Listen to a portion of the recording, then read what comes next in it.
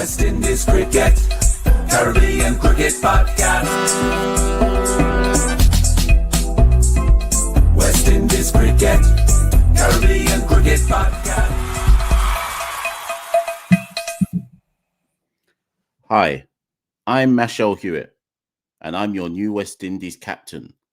I'm full of energy. Welcome to a live call-in show, the Caribbean Cricket Podcast. Oh, Bombaclat. Oh, Rasclat. Nicholas Pooran has retired from international cricket at the age of 29. And the thing is, no less than 4 days ago, Santoki and I did a video predicting this exact thing. About a week and a half ago, I tweeted and said Pooran might as well retire from international cricket. So said, so done. He's probably watching this right now. Big up Nicholas, if he's watching this right now. I wonder if our video was the final straw. I'm not even upset. Because the thing is, I've got to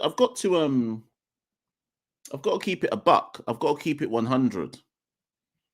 Because I always said that if Nicholas retired, at least then we could all stop the back and forth and all the nonsense about will he, won't he, should he play this format, will he play that format. I always said that if Nicholas retires, at least it ends all the conversations. And now the conversations can end. And I'm not going to... Santoki and I will obviously do a reaction video. We'll probably do one tomorrow because I sent Santoki a message and he hasn't replied to me. So that means Santoki don't even know it's happened yet. So we'll do a video tomorrow because I expect Santoki to message me and say, Mash, we've got to do a reaction video. So look out for that tomorrow. But I'm not here for what's about to happen. So what's going to happen now over the next week is you're going to get all of these international journalists, not even West Indians or people from the Caribbean. You're going to get all of these international journalists now and all these cricket writers doing all of these like navel-gazing think pieces about what does this mean for international cricket. None of these people study West Indies cricket, because if they studied West Indies cricket and if they watch CCP, they would have already known that we've been predicting this for ages, right?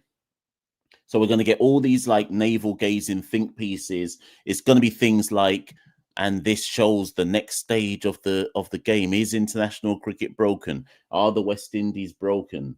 What else are they going to write? They're going to write stuff like Nicholas Pooran. He was a child born of T20 cricket, and now he is a T20 cricket star forever. Like, it's going to be all of that type of bullshit, right?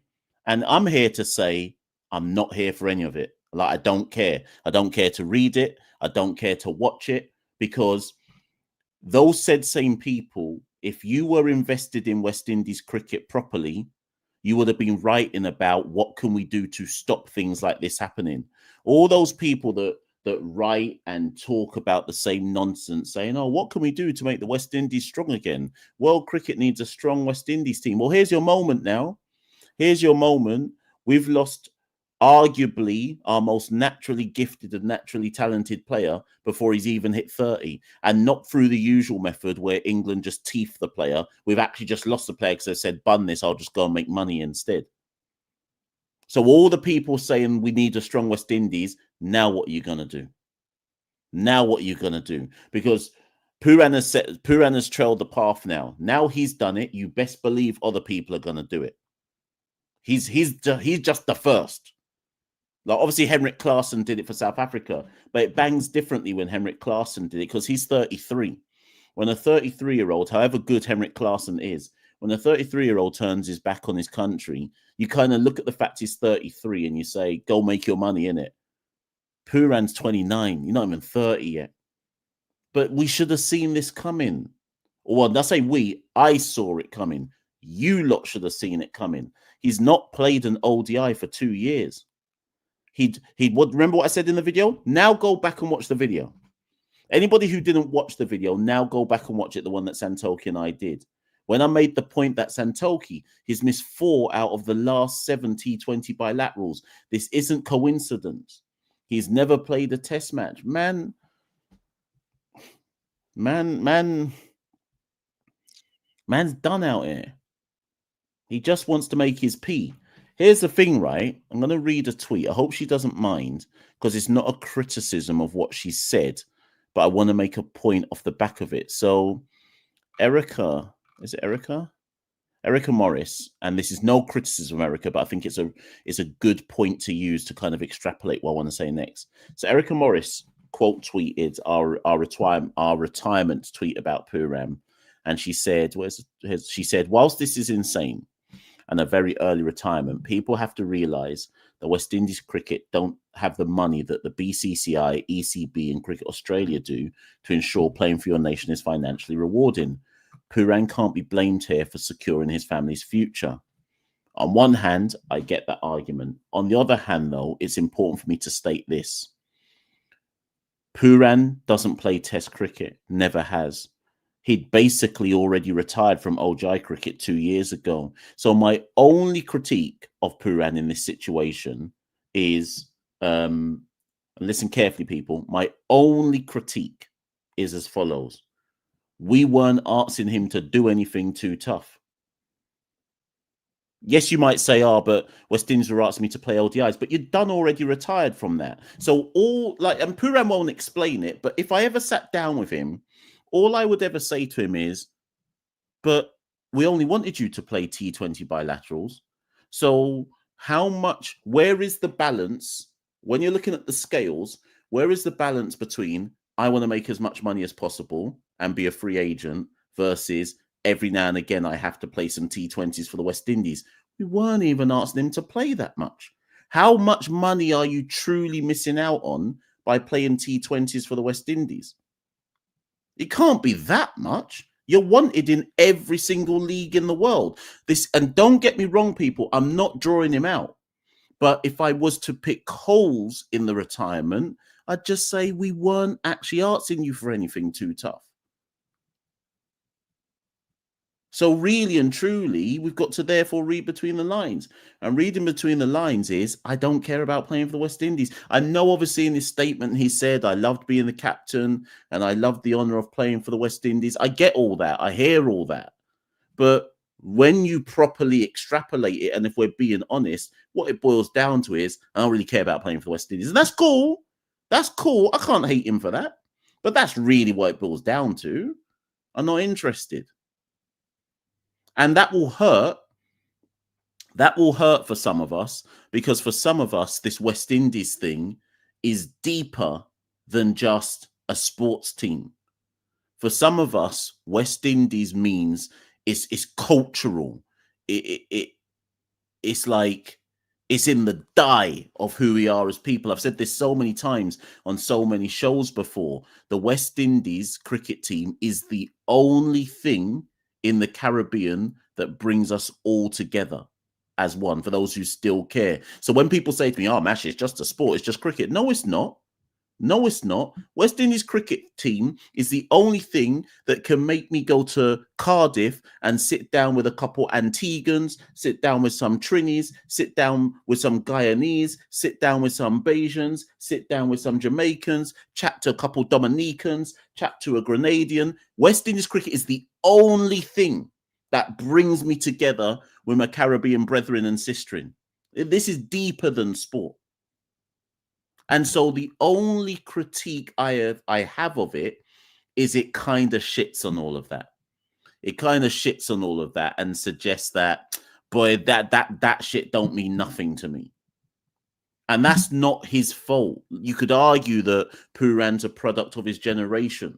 You could argue that it's not his fault. He's grown up in a different era. I'm an uncle to Pooran. If Pooran sees me, he's supposed to be calling me uncle out here. So I'm in a different era to him, and he has every right to look at me and look at the people that I call uncles, who are his granddads, grandmothers, and say, respectfully, what West Indies means to you lot ain't what it means to me. I'm about chasing that paper and getting that bag and securing financial freedom. It don't mean whatever you lot. It don't mean to me whatever you lot think it means. That's fair enough. It's fair enough. And that's why he won't be the first. He won't be the last, I should say. He'll be the first. He won't be the last. If Hetty cared more about his productivity, he'd be gone as well, probably. But here's the thing. I wrote some notes down for once before a live show. Santoki's messaged me. Let me see what he said. I wrote some notes down before this live show because there was a couple things that I wanted to say that I didn't want to forget to say. So Santoki's just messaged me saying Bumba. Yeah. So I should really bring Santoki on the live. If he's watching this, he needs to message me and I can just bring him in on the live right now. But Father Santoki might be doing father stuff. Here's the thing, people. Let me just talk on a couple things. I now look back at that Netherlands defeat and think of that as a real sliding doors moment in West Indies cricket. After that Netherlands defeat, Santoki and I recorded a video where I played The Undertaker's music and I stayed in pitch black for the whole video because I said this defeat signals the true end of West Indies cricket. And I now look back at it and go, yeah, it was a true sliding doors moment. We never saw Pooran in ODI Maroon again after that tournament. And I just look back at that tournament and go, if we'd got to the World Cup in 2023, would it have delayed Pooran's retirement a slightly bit longer? That might sound like a bit of a stretch. That might sound like a bit of a stretch, but I do just wonder if that was a real sliding doors moment in West Indies cricket history, in terms of almost saying to people like Pooran, we're done out here. Like we're an associate side, and who wants to stand up in the hot sun for an associate side making 1/64th of the money you can make running around for Delhi Suck My Toes or whatever those teams are called in the IPL. Like, do you know what I mean? Like, what? So I do think that was a bit of a sliding doors moment. Secondly, I'm just connecting some dots here. And maybe this is a stretch. Maybe this is a bit of a stretch, but I'm connecting some dots here. I do not believe that it is a coincidence that Henrik Klaasen has retired and then Nicholas Pooran has retired. So for me, one of two things is about to happen. Either both Klaasen and Pooran are the real start of top-tier players who are in their prime getting multi-year deals with IPL franchises, or what they call it, multi-franchise deals with IPL franchises. Either that's what it signals. That's either number one. Or two, the two of them retiring within the space of a week suggests that those rumors about the Saudis getting involved in cricket are stronger than people realize. Now, don't ask me to explain how Klaasen's retirement and Pooran's retirement links to Saudis getting involved in cricket, but I'm just saying it's not a coincidence. Those two players have clearly been tapped up months ago. Remember, people, they've retired when we're about, 7 months out from a World Cup, and they've retired. So these two have turned down the chance to go and play a World Cup in India, where they excel in the IPL. So they've turned down the chance to go to a World Cup in India, where they play their big bucks cricket, right? They know something.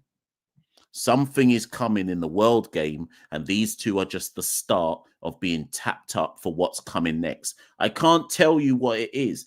It could be some kind of Super League. It could be Saudi money. It could just be as simple as IPL franchises buying them into slavery. Like, I don't know, but something's coming. This isn't a decision you make on a whim. Something's obviously up here.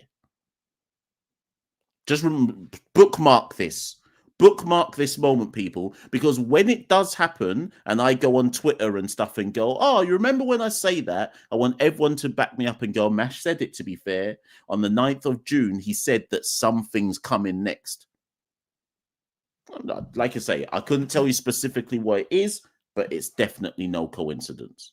That these let's look at it. Let's see what happens in the next 2 to 3 weeks. Is there another big retirement coming?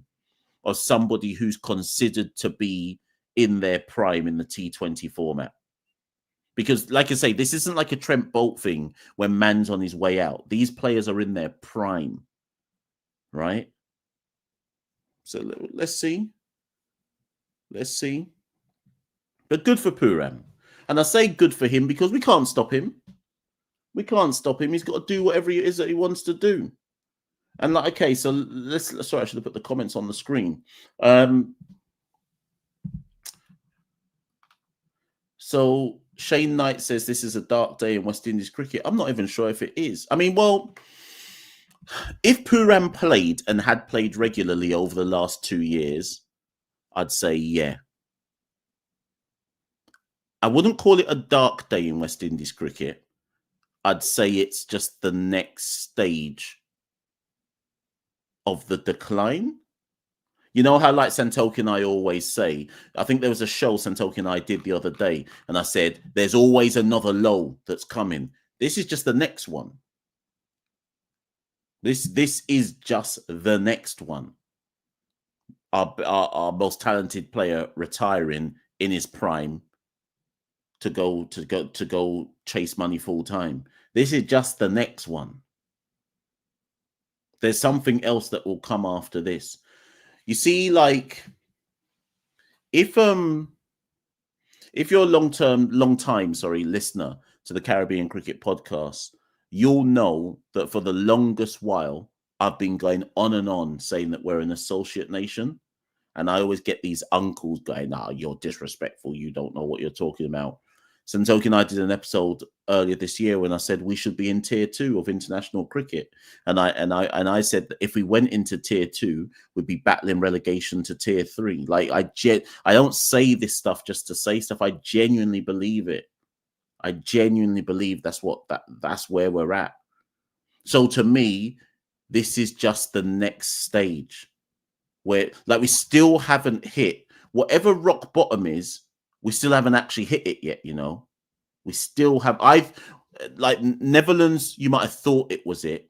But remember in the World Cup when Papua New Guinea had us shitting up ourselves? Like, that was nearly a next low. There's still a rock bottom to come.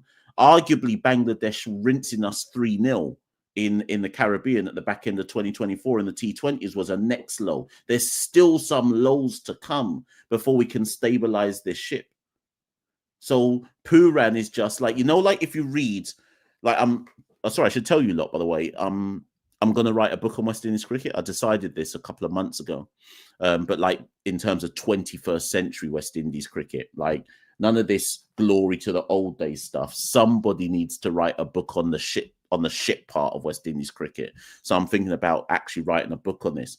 Now, when you write that book on the decline and fall of West Indies cricket in the 21st century, there's a chapter for Pooran in there. This is just one of the next chapters. Like, Pooran will get a chapter in the story to be told to the next generation. It's a dark feeling to have.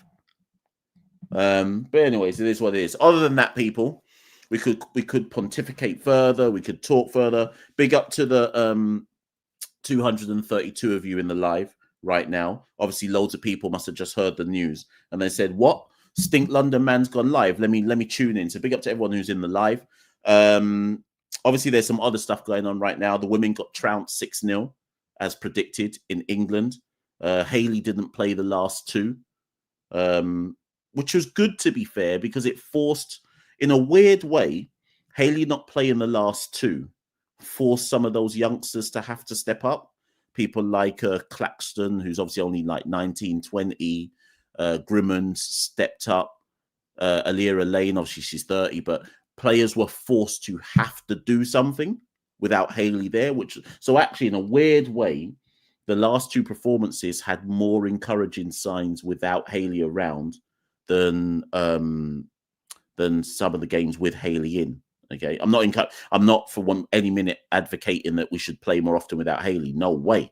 But there was some encouraging signs there. I'll do a review on the series soon. They've announced the squad for the series against South Africa, which starts on Wednesday. Chanel Henry is back. She replaces Cherry Ann Fraser. That's a good move because Cherry Ann Fraser's been very disappointing.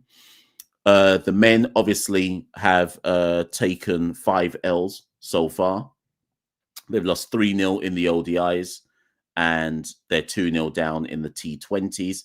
Again, I mean, we got one more T20 game tomorrow at the Rose Bowl. We probably will lose that as well, I'd imagine. I don't know. And it could be a 6-0 zip for the men in England. But I do just want to point out about the defeats in the ODIs and the T20s.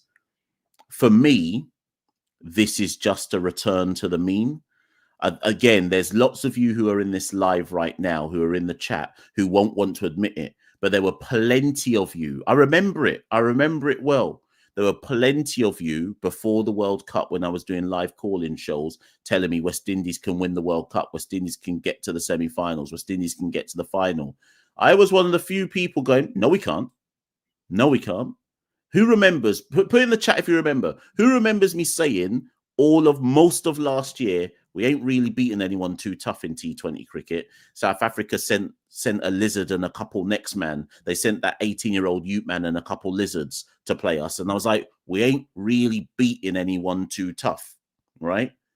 And India sent like a mix of an A and a B team. England rested some of their top stars. And whilst that was all good, and whilst that created a feel-good summer, and people are like, oh, West Indies are number 3 in the world. This man here was saying, caution, please, I beg, caution. We ain't really playing anyone too tough. The World Cup's not going to be like that, right? So for me, when I now see how the T20 team is performing, and all these people are like, Rovman Powell shouldn't have been removed. Can I just point out to people, we lost 3-1 to England at the back end of 2024.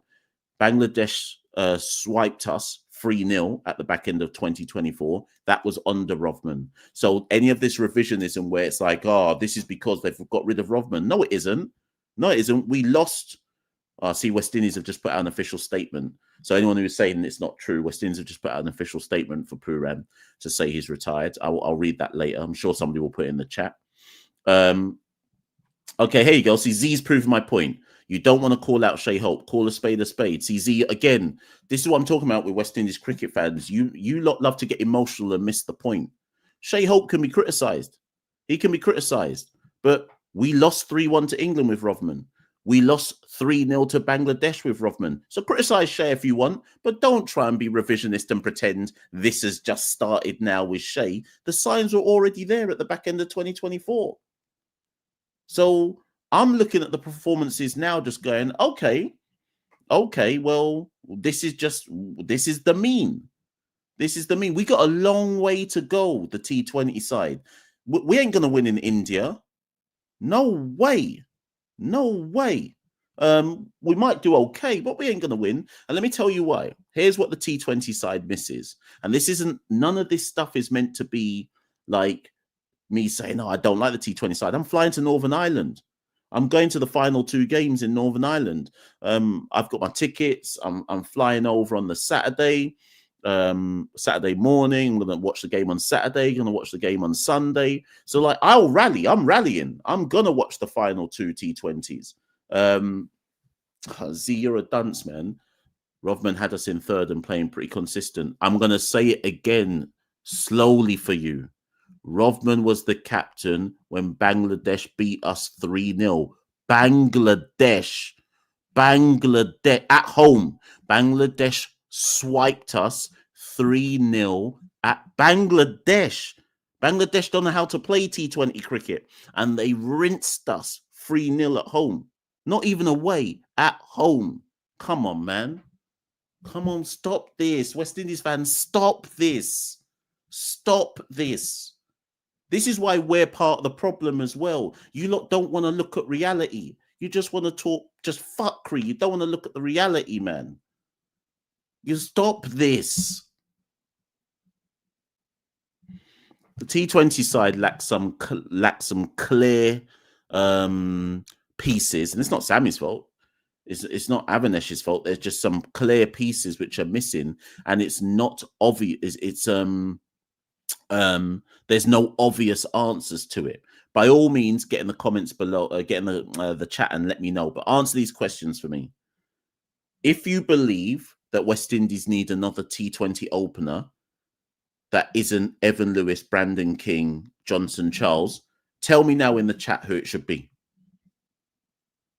Tell me now. I'm waiting. I'll put up the best answers. Listen to my question again.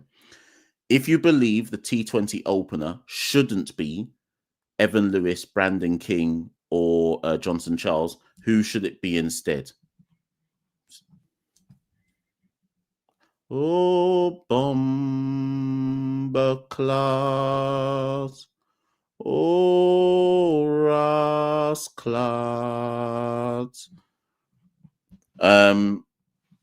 Okay. That's one. That's question number one. Question number two. West Indies, unlike most other international sides, do not have an international quality leg spinner. Tell me who that is. Get in the chat right now and tell me who our international quality leg spinner is, who can take wickets in the middle, get crucial breakthroughs. Who's our wicket-taking leg spinner, which most top-tier T20 sides have? Anyone? Anyone? Stephen gets it. Stefan says, we don't have an international quality, not even part-time spinner. I said leg spinner. We don't. We don't. Okay, so already we don't have an opener that can come in and replace anybody of King, Lewis, or Charles. We don't have an international quality leg spinner that can be a difference maker in the game. Now answer this question. Who is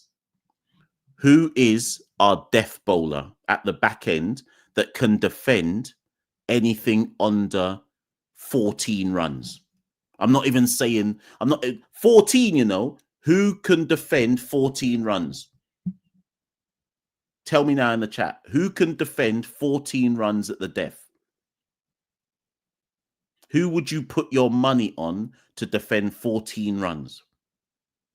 Everyone's saying Alzari, right? And Alzari's not a lock, right? Alzari's like a 6 out of 10 chance. So who's our death bowler? Man are saying not even 31 runs, right? So, hey, Jamandi gets it. Consistently, no one. That's my answer. So what I'm saying to you lot is we have an openers issue potentially. We have a lack of leg spinner issue. We have a lack of death bowler issue. I'm not finished, though. I'm not finished. Here's my next question. Who is our opening wicket-taking bowler in the power play? Who is our wicket-taking bowling option in the power play? I ain't finished, people. I ain't finished. Wicket-taking bowler in the power play. Who's that?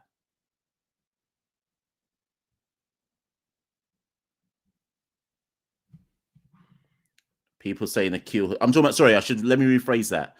Fast bowler. Fast bowler. Sorry, Akil obviously does his thing up front. Fast bowler in the power play. Or seamer. Who is our wicket-taking seamer in the power play? People are saying Alzari. See what I mean? You lot are just praying. You're just praying, innit? You're just praying. Now answer this final question. Now answer this. Who bowls are 20 overs in your best T20 side? Who bowls are 20 overs? Go. Who bowls are 20 overs in your best T20 side? Alzari 4, Moti 4, Akil 4. That's 12. Who bowls the other 8? Alzari 4, Akil 4, Moti 4. That's 12. Who bowls the other 8?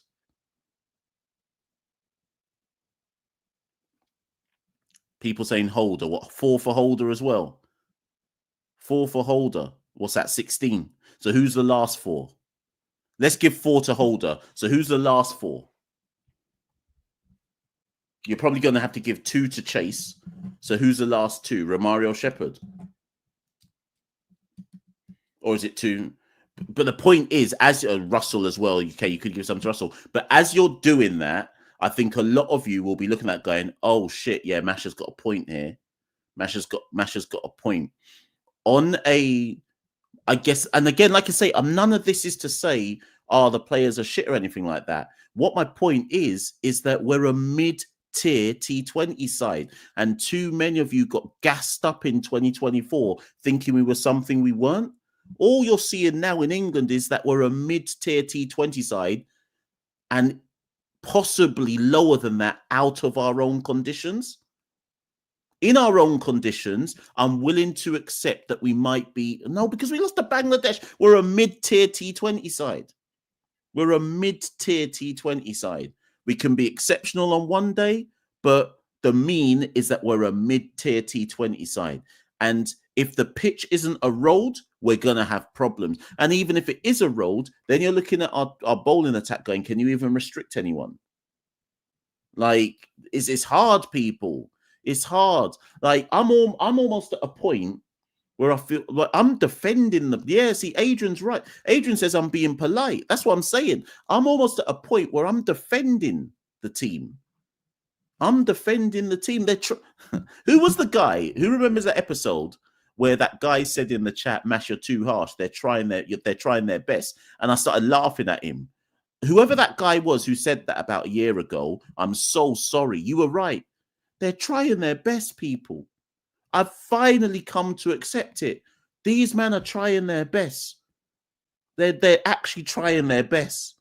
And we just gotta be glad they're trying their best. The great West Indies has fallen to such a point that all I've got is they're trying their best. These men are trying their best, cuz. They're just trying their best. Oh my God. Do you know how deep it is when you realize they're trying their best? Oh God. Well, we got to stop the cussing because they're trying their best, cuz. Oh God. You know, like, I don't know how many of you like have kids, right? And you get to a point with your kid, like, if any of you, like, my daughter's 6.5, right?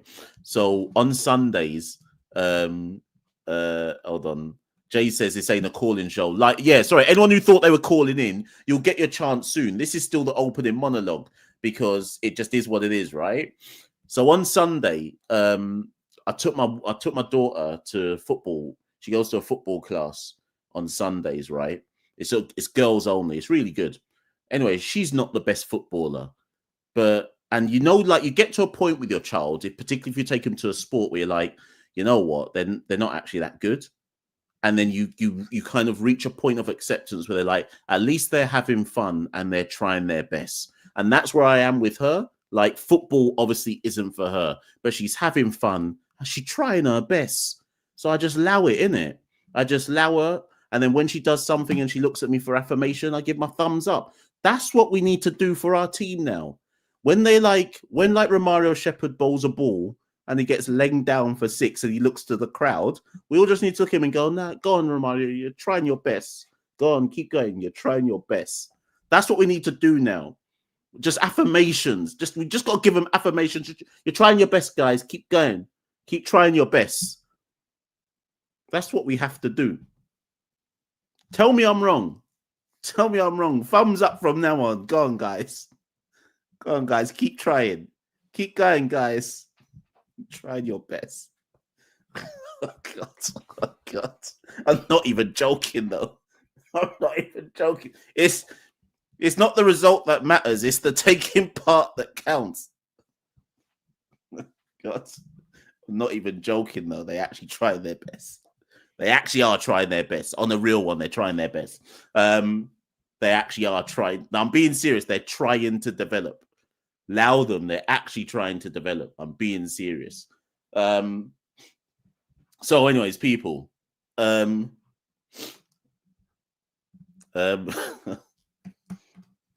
do the call-in part. 350 people in the live. If some of you are in this live because you must have thought I was going to cuss about Pooran, you've missed that part already.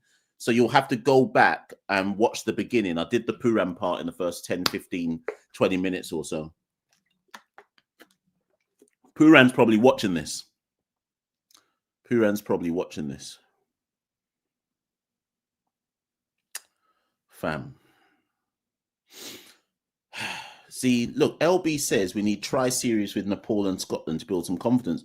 Fam, we don't know how to even beat Scotland, though. Every time we play Scotland, them man just laying us down anyways. So I hear you, actually, but Scotland are, like, difficult. Oh, boy.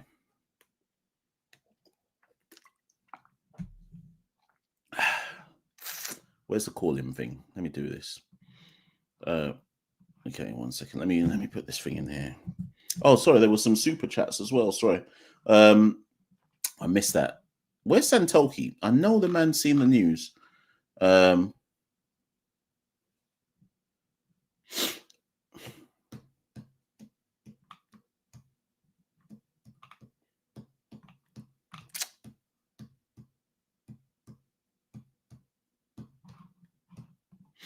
sorry, there's a point that, okay, sorry, there's a point. There's a point that I wanted to make, Pooran, just before I put the link in the chat. There's a point that I wanted to make. Sorry, I knew I'd written this down in my notes. Hold on, people. And I could be completely out of line for this, so do not take this as facts. I could be completely out of line. I need to be careful what I'm about to say here, so I'm trying to think how to word this without people chasing me down the road with a cricket bat.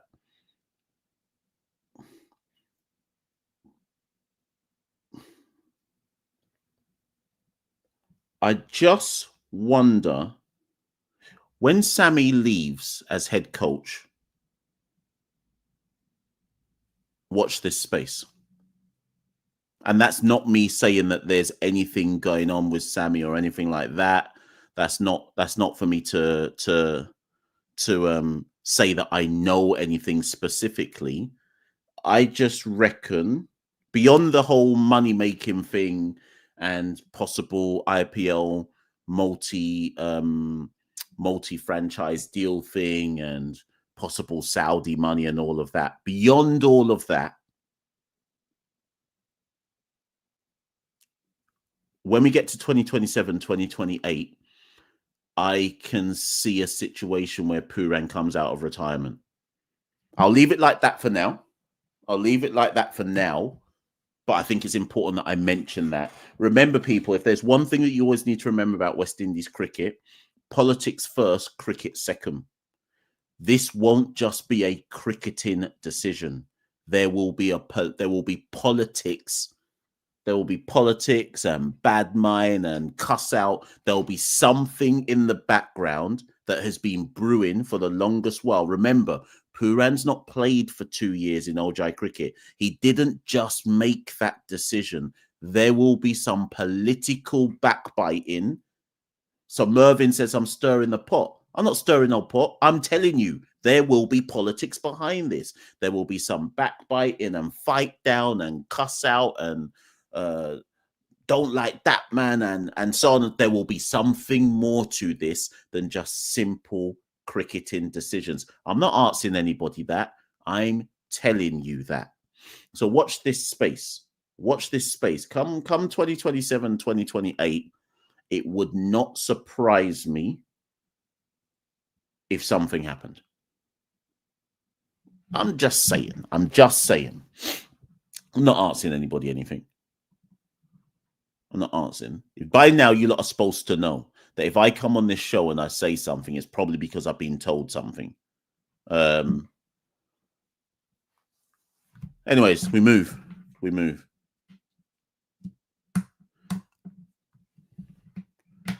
Links in the chat.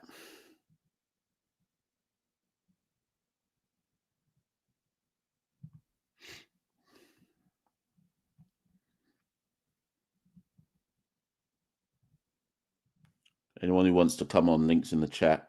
1 second. I'm just checking my phone because I guarantee people must be messaging me telling me to shut my mouth. So I'm just checking right now before I continue. I need to see who's going to chase me with a cricket bat.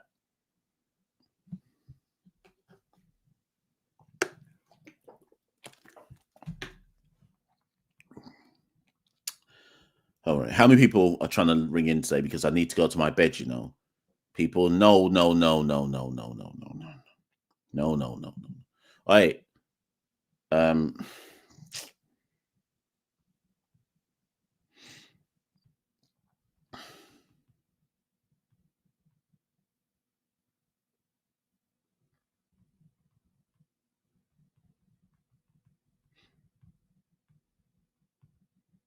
Sorry, people.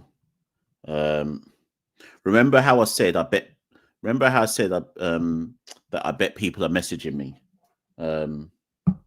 Yeah, let me shut my mouth. Right, okay. So Neeks is up first. Right, yeah. So Machel says, calling people, keep it short and to the point. Yeah, let me see who's in the background, because a couple of men in here will want to try talk till it's 1 o'clock in the morning. Allow me, I beg. Allow me. Pooran, I know you're watching this. You can call in, though. You can call in and say what you need to say. Look at this. So StreamYard's just messaged me saying someone is trying to enter to call in, but you've already got 10 people waiting. 10? 10? Nah, what's this, man? People got me out here like I'm on DR Sports or something. Allow me, cuz. Right, Neeks is up first. Let me just do these before Neeks comes on, because I missed these super chats. So thank you, Mike. Mike says, hurting badly from these summer beatings. A team not looking good either. The Messiah Joseph, I presume he means Shamar, can't even buy a wicket. Sigh.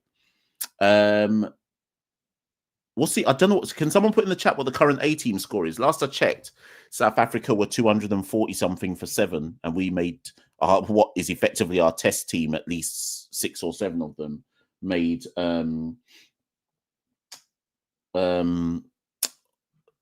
what did I say? The test team made 222 or something. So I'll look in the chat in a minute. We just have to take it. Listen, they're trying their best, Mike. I hear you, but they're trying their best.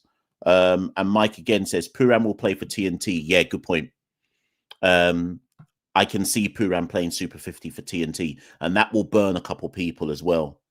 If he's retired from West Indies and then still turns out for TNT, it's best he just don't play in the Caribbean full stop and just go like a man can do what he wants ultimately. But my advice would be, listen, if you're turning your back on West Indies cricket at 29 years old, I know TNT people will back him because of the whole nationalism thing. But it's best you just don't play in the Caribbean full stop and allow us in it. Like just go make your money. Not out, and that's not a disrespect thing, but like it'll burn people up to see you playing. Like it's not like an Orion thing when Orion's in his mid to late 30s. He can do what he wants and just bowl down the whole Caribbean, because we know we've been knowing for time he don't want to play for West Indies. But if Pooran comes back at 29, 30 and plays a Super 50 and blazes Super 50 down, man will be vexed.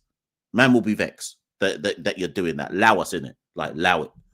Don't do that.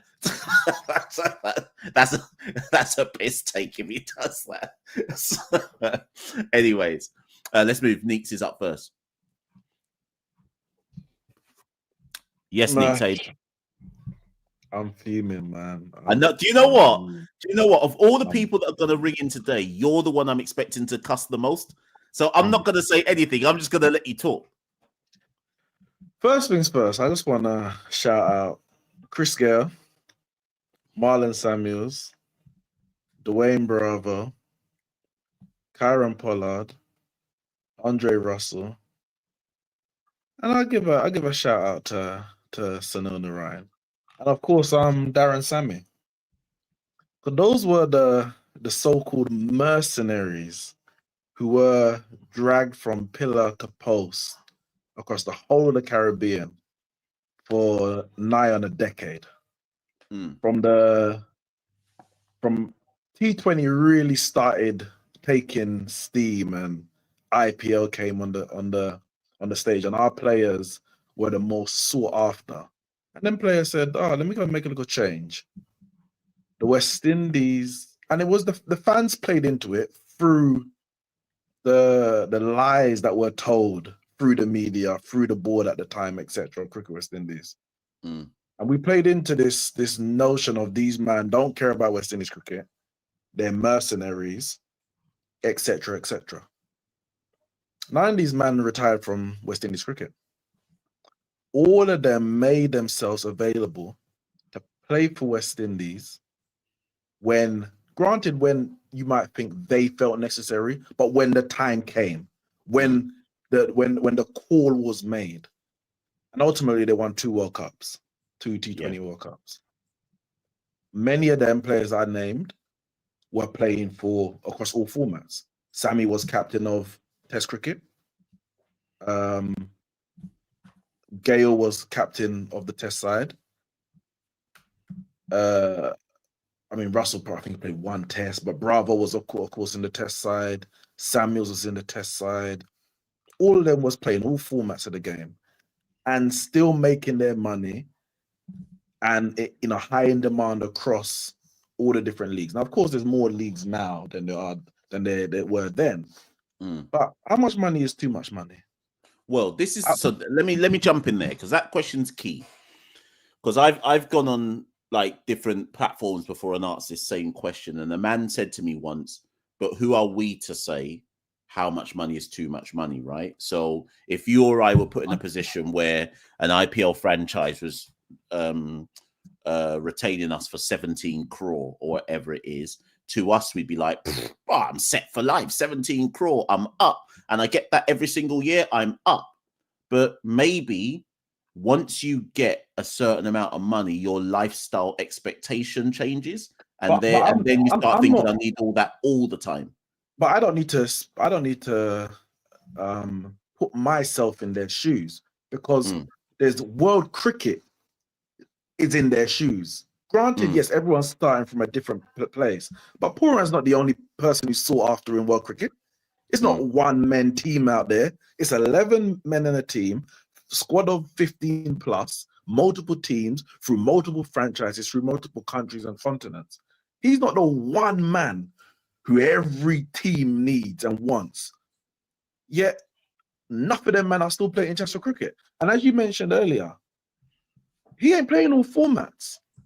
We're not asking him to play this Test series, and he said he didn't play ODI in 2 years and play all the T20s. The man played one look at IPL talking about I need a rest. What, to go play Major League Cricket in a couple months? So I'm not buying this. I'm not giving him because for me, what it's a get out. It's a get out that we don't give to other players, and we didn't give to other players. And when Klassen retires, or a next man retires, or this man retires, we've got a lot of chat for them. But when it comes to maybe players that we like, or players that come from our nation, or players who may have given you a little good feeling for a little 90 that they scored in a dead rubber against Afghanistan in a T20 World Cup, you want to make excuses, and you want to give them a blind and understand where they're coming from. I don't understand where he's coming from. I don't understand where he's come from. No, I don't. I don't understand.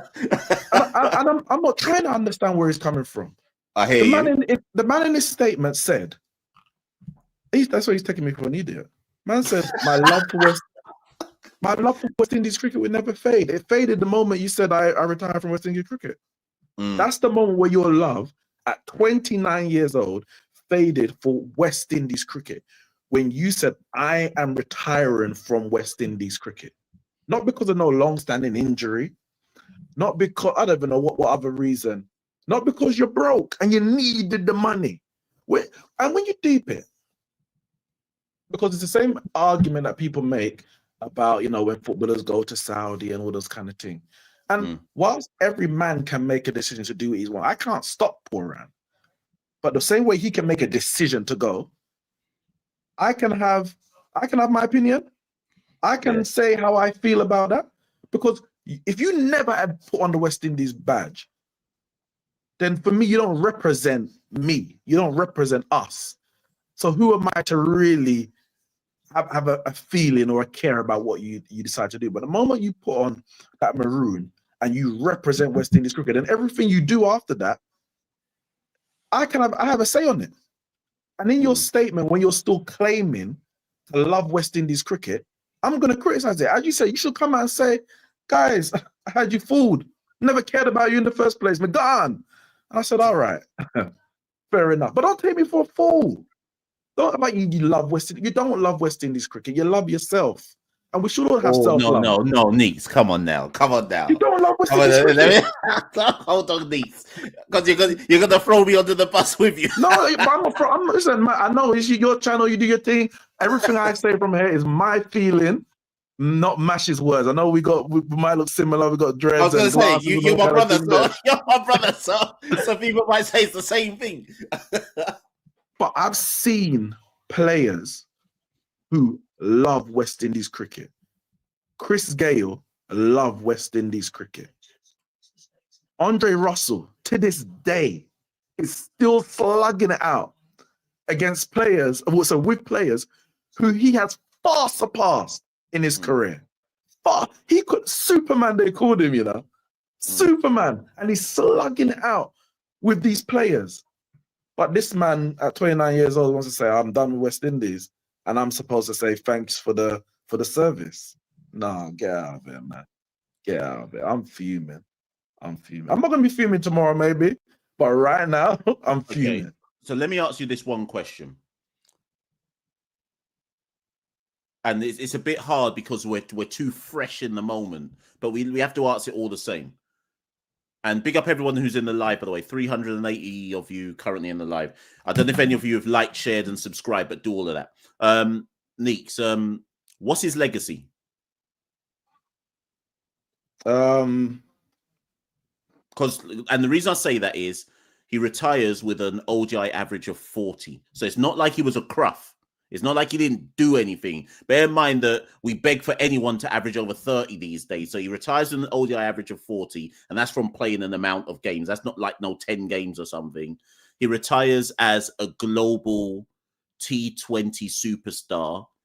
People can quibble about whether he did it for the West Indies or not, but he retires as a global T20 superstar. What is Pooran's legacy in the Caribbean, or because he's done, so we have to look at it like that? What's his legacy to West Indies cricket fans? I think the way that you go out does have a bearing about how you're viewed. It's just a reality of life, how you go out. You know, some people say when we're looking at maybe different sports, people, maybe you're killing your legacy or you're going out sad, all those kind of things. If a man, let's say he played till 35, didn't win any major international tournaments, but you performed to your level for as long as you could potentially perform, and then you called it a day. I'll say, well, you know what? You did your job. You did your best. I can't say at this point that Pooran has done his best because he's 29 years old. He's still in his peak, and he has retracted and removed his talents away from West Indies cricket. So for me, if I'm talking about Nicholas Pooran going forward, if he never plays West Indies again, because that's how I have to look at it right now. The most talented West Indies player, batsman of his generation, but ultimately a waste of talent. Ultimately a waste of talent.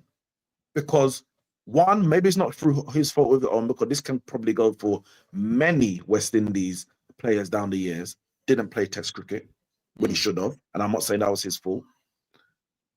And ultimately,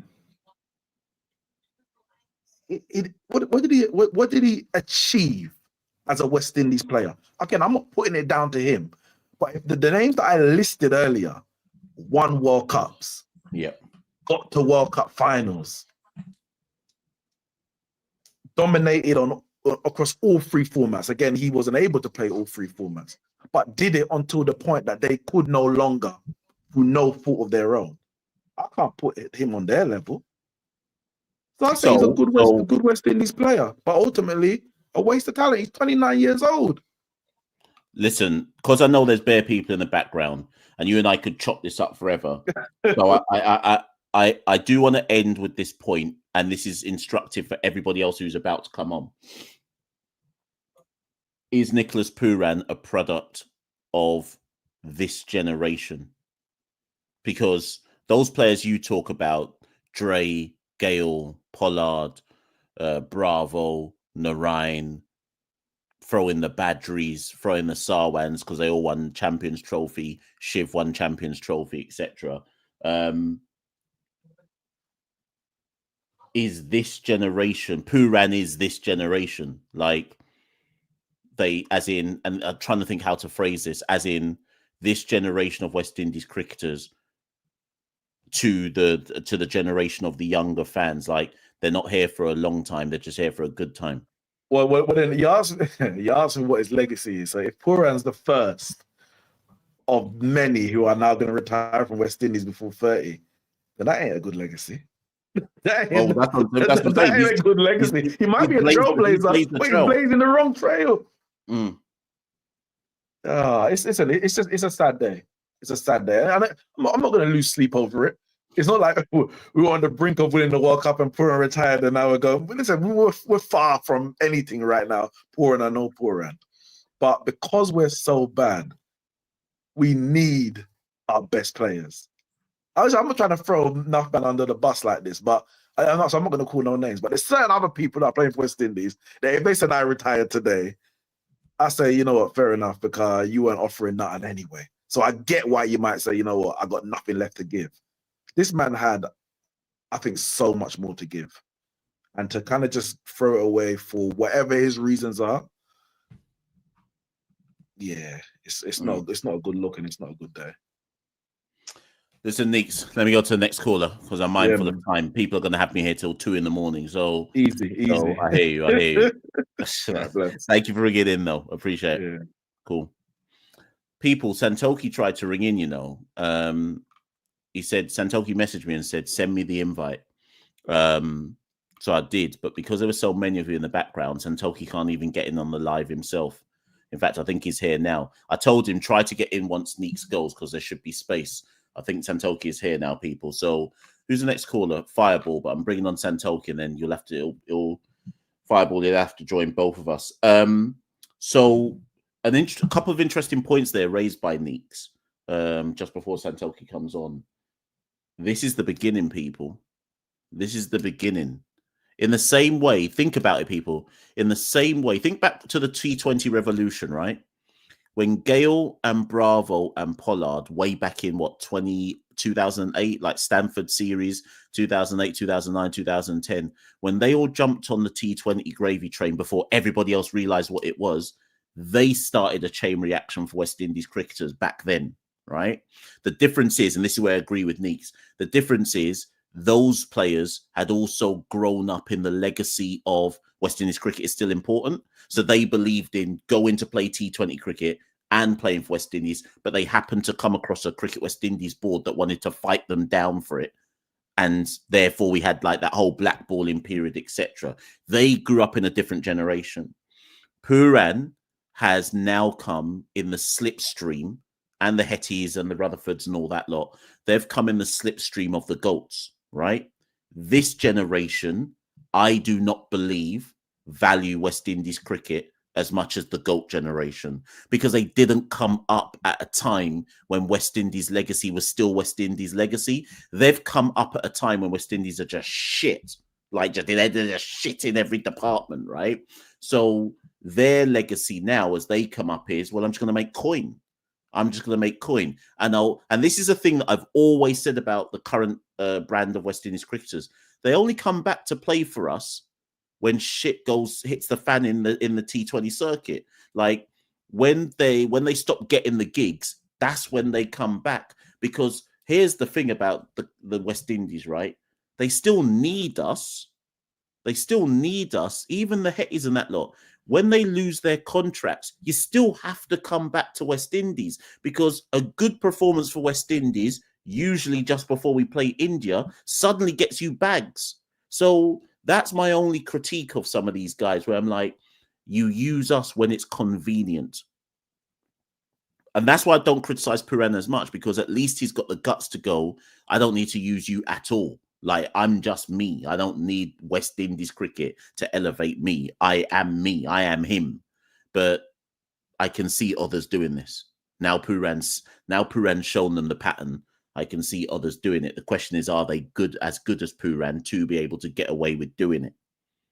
Anyways, let's bring on Santoki, because obviously Santoki heard the news. He must have dashed his son in the cot and said, "Go to sleep in it," because I gotta go talk. I gotta go talk on Pooran. It's time for you to go bed. Let me bring you on. Santoki, what are you saying? Fam, man was just trying to sleep. I wanted a peaceful sleep. They say never check your phone after 10 p.m. Poor out here. Oh my God. Pooran dropped the announcement. Remember when Dottin dropped her announcement at like 1 a.m. UK time? Pooran dropped the announcement and did the mic drop and just ducked out. You know what, Mash, though? You know what? You might have discussed this already on the live. What do you think provoked him to do it at this point in time? Do you think it was just a case of Sammy and the selectors, Bascom, just said to him, "No, look, Pooran, like you're missing a couple series. What's going on here?" And then he just said, you know what? I'm not really feeling West Indies at the moment. I'm going to retire, because something must have provoked him to just drop this retirement statement. Right? Do you know what I think it was? Yeah. I think it was our show. I think it was. Because I think it's the timing adds up, right? We did a show saying, "Is Pooran done?" And 3 days later, or 4 days later, he drops the "I'm done." Nah, we do. Nah. Well, you know what? We had an influence. Because man will be watching this and saying, "Oh, the audacity of you lot to think you guys are so important that Pooran's rolling it." But Pooran's got us on Instagram. He messages us. Sometimes he watches our clips. So I think Pooran would have watched our episode, and maybe, because the thing is, this podcast is a gauge of like public opinion and public kind of feelings towards it. So if this was a hot topic, is Pooran done? Maybe he just thought, you know what? Let me stop the questioning. Similar to Narayan, what Narayan did. Kind of like, let me just stop the kind of media speculation. Let me just kind of end it all and just announce my retirement, so we're done out here. So that could be right, but it'd be interesting to know if it sort of came up. Maybe they were picking the Australia selection, the side to Australia, right? The T20s, and Pooran just said, "Look, the schedule sounding a bit long at the moment. I'm done out." Yeah, because do you not remember that on the show you and I discussed, what if he doesn't make himself available for Australia? And if he and Sammy and that lot had a conversation, it was like, "I don't think I'm available for that either." You get to a point where it's like, well, what are you available for? And then you go, furthermore, I'm just going to retire because I'm available for nothing. Also, I've got, you know what? I've got an alternative theory, because obviously the theory is the popular one will be, it's franchise cricket, the money's there, it's taking all that there. If you look at Nicholas Pooran's sort of life story, he was in a car crash, right, 2015, and he was in basically wheelchair bound for 6 months. At that time, there were issues with the Trinidad and Tobago Cricket Board, right, where they wouldn't let him play cricket again, and there was a dispute about when he could come back to play cricket. So he essentially got his way back into cricket with Pollard hooking him up with the Barbados Tridents and CPL. And he had to work his way up through the franchise circuits. He played the Hong Kong T20 League, played all the bottom of the barrel T20 leagues, just to get back up to a professional standard and make what he is now. So there's an argument, Mash, that essentially Pooran doesn't have the same, because essentially Trinidad and Tobago, in Pooran's eyes, he could see it as they didn't help me, but it was franchise cricket that got me back to being a professional cricket. So I agree with this. I agree with this. And this is why I think this is why I think when all those cricket writers, all those T20 experts write their pieces, they're gonna call him a child of T20 cricket. Now choosing to be the father of T20 cricket. So I hear that completely. Yeah, because I'm like, the dynamic is slightly different for him, because literally his career, he could, in theory, you could argue his career is down to basically what franchise cricket offered him. If he was reliant on regional cricket, who knows if we'd ever see him play again because of everything that was going on. So there's some regard in the sense of, would he have that loyalty to West Indies cricket because they didn't give him a route back into cricket? It was franchise cricket. So in some regards, he's kind of stuck with the path that's given him the career he's had. Now, obviously, as well, it'd be foolish to deny that obviously the money that you make from franchise cricket and the growing competitions around the world has obviously played a part. But at the end of the day, Mash, in terms of the West optics of it, if you're let's say if you're Jewel Andrew now, you're looking at West Indies cricket, you're thinking, hold on, the number one most valuable guy, the most famous superstar in West Indies cricket is ducked out. What's going on here? And it's going to provoke a sort of domino theory around the region, because I think players will be looking around and saying, hold on, our number one guy, our MVP, is done out here before 30. Like, something's obviously going on.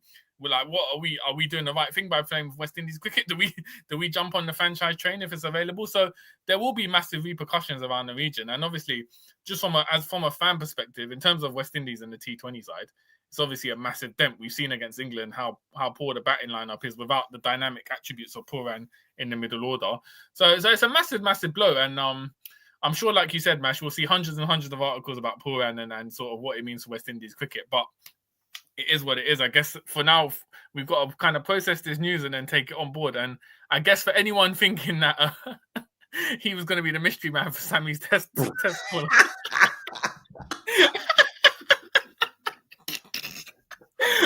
Do you know how mad that is at the time that a certain man actually thought Pooran was going to walk out? Remember he done that? You know what, fam? This is a liberty. Remember he done the video on Instagram about a few months ago in whites, and he said, "Who wants to see me playing in whites?" These times he didn't put the maroon again after that. We never saw him again in anything after that.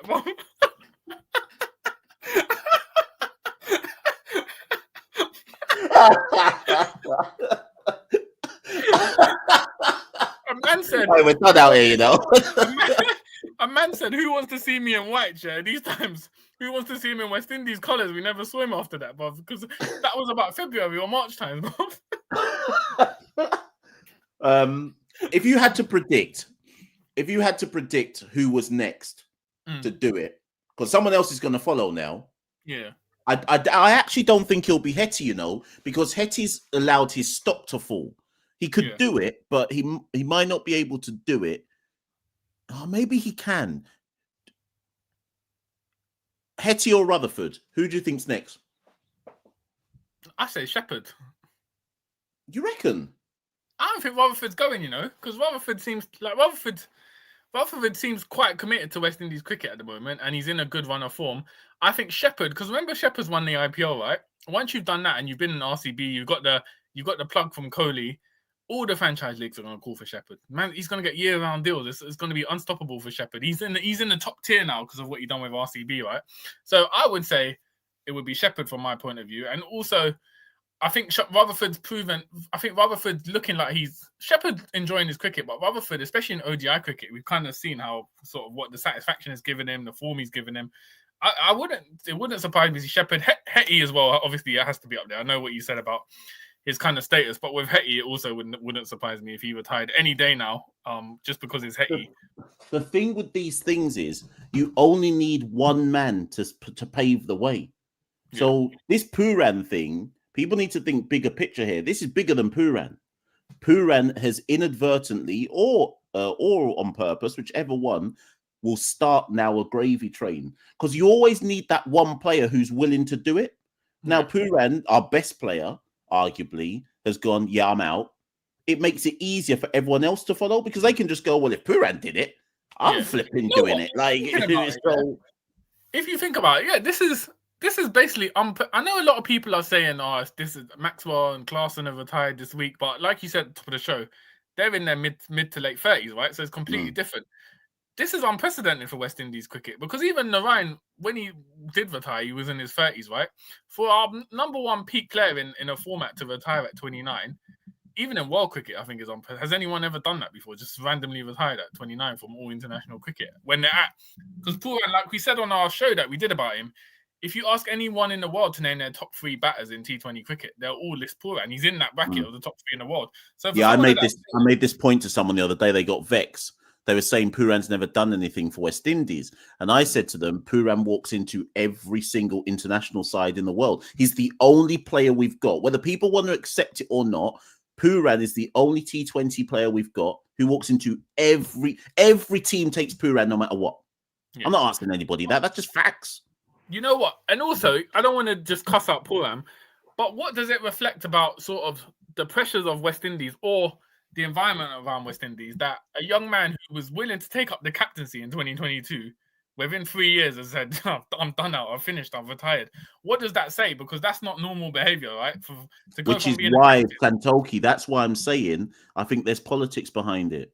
I think there's something, it can't just be 29 years old, I'm out. there has to be something behind the scenes, lots of different moving parts, which made him think, yeah, I'm done now. It's not just, you don't just, it don't make sense otherwise.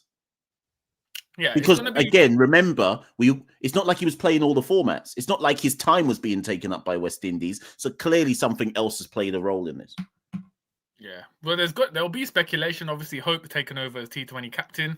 People will inevitably speculate about, was it the captaincy change?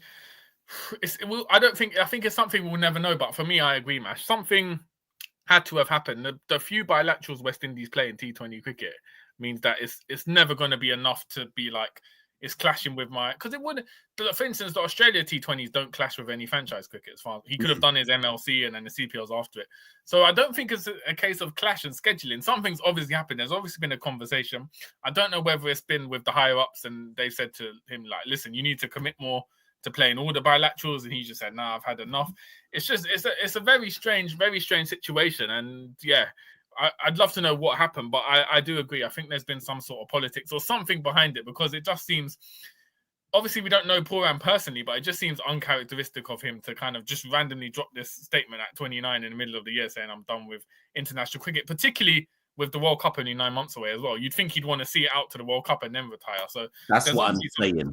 That's what I'm saying. Everyone who's saying that nothing's happened, you're wrong. The World Cup is 7 months away, and he still walked away now with a World Cup in India, which is basically his home now. Like, come on. Yeah, come on, that don't make any sense. If he was going to retire, he easily could have waited 7 months till the World Cup and said, right, this is my last hurrah. I'm playing World Cup for West Indies, then I'm out. And to be honest, Santoki, people might have accepted it better then, because they would have been like, well, he lasted till the World Cup. Now he's gone. Man said, I'm not even going to a World Cup, which is just 7 months away. A man messaged me and said, you lot have already got your Catfish of the Year win. A man said in February, who wants to see me play Red Bull cricket? And then 3 months later, just retired from the international scene. Oh my God, this is a madness match. But yeah, I think like obviously we're instantly reacting to it now. But I think if you look at it kind of holistically and longer term, it's going to have massive repercussions for the region match. I think, like I said, this is unprecedented. You can't really Pollard, Daren, like they were towards the end of their career when they retired, right? No one. Like I said, I can't remember anyone at the peak of their career choosing to retire when they're this prevalent in the format. So it's going to have massive repercussions. I would love for Pooran to, you know what, Pooran should jump on this podcast. I don't think it will ever happen, but Pooran, I would love for. I'm going to send him a message. I'm going to send him a message and just say, you know what? Now come tell your story, innit? Because now you don't owe West Indies cricket nothing now. Like you're done. So just come talk the talk, innit? So do you think it was a case of we got Leng down 3-0 in the ODIs, right? And so that might have provoked a conversation with Pooran saying, "Oh, Pooran, listen, like, are you playing ODIs again? What's going on with that? You haven't played for 2 years. You're going to come back." And then he was sort of like, "Nah, I'm done with ODIs. Actually, I'm done with T20s as well. I'm finished." Like, what? Like, what? I'm trying to work out the timing. Like, what would have provoked this to happen? So, yeah, it's a sad day for West Indies cricket. And in regards to sort of Pooran's legacy on West Indies cricket, Mash, I don't think you can sort of his legacy on franchise cricket and IPL particularly will be greater than his West Indies cricket. I mean, I wonder what his reaction is going to be in CPL. Now, hear me out. Hear me out. Obviously, he plays for TKR, so obviously Trinis will jump up and down and Lime and so on and so forth. So I'm not expecting Trinis to feel any kind of way because insularity will win anyways. But we have to say this again, Santoki, because I'm not sure people are deep in this. This is unprecedented. Unless I've got this mistaken, it is unprecedented in West Indies cricket for someone who is in the peak of their career to voluntarily just go, yeah, I'm done out, right? So when he plays CPL, I don't think the Caribbeans really like this, but I just wonder, do you think it'll affect any kind of reception? Or do you think people ain't really pre in it like that? I think if he's playing for Trinbago Knight Riders and you're from Trinidad, you're not going to be booing him or nothing because he's playing for Trinidad, right? So it's kind of the CPR has that weird sort of dynamic. And I mean opposition fans, though. Oh, opposition fans? Nah, yeah. I can't imagine it. I don't think it's I guess in some ways that would point to sort of the lack of legacy for West Indies cricket. I don't think people would be booing him out or anything. I thought it would just be like, it's what it is. What do you think? Do you think he'll get booed? So if Trinidad are playing, let's say, Guyana in the CPL, do you think Guyanese man will boo him out at Providence, for instance? I just can't see it happening. Nah, yeah, maybe CPL doesn't really have the connection to West Indies cricket like I don't know, man. I don't know. Anyways, time will tell. Listen, Santoki, I'm supposed to bring some people on this live. Yeah, I'm gonna shoot. I need to go back to bed. So these people watch out. Anyone, watch out. We'll try to drop a video tomorrow. Well, people. Santoki and I will do a proper. Although we've probably given away most of our gems already, we'll try to do a proper one on this tomorrow. I don't know what you're trying to do, fam. Man said we predicted Rutherford, Hetty, and Shepherd to retire after this. They're all gonna come. Listen, No, on the serious one, though. On a serious one, though. Seriously, Caribbean Cricket Podcast dropped an episode saying, "Is Pooran done?" 4 days later, Pooran hands in his resignation and says he's done. Come on, Nana. I'm just saying, like. And the thing is, you know what? Before I go off, people were actually cussing us out, saying, "How dare you lot do a video saying Pooran done and jump into conclusions?" 4 days later. Never a dull day. Anyway, guys, enjoy your live show. I'll catch you all soon, yeah? Take it easy. Cool. Peace. Right, people, that from Santoki was not expected. That's the first time Santoki's ever jumped on a live call-in show. So we'll do a proper one tomorrow. The problem with Santoki jumping on, though, people, is all of you lot in the background who want to come on and talk. Fam, you ain't got that much time, you know. So, unfortunately, it's how the cookie crumbles. Neats took up time. Santoki's taken up time. So because of that, I now need to put everybody on a timer because we're not going past midnight. I'm not even joking. We're not going past midnight. I actually have to go to bed. Like, these late night shows are actually not good for my health. So 5-minute timer. No, not in 5 minutes is too long.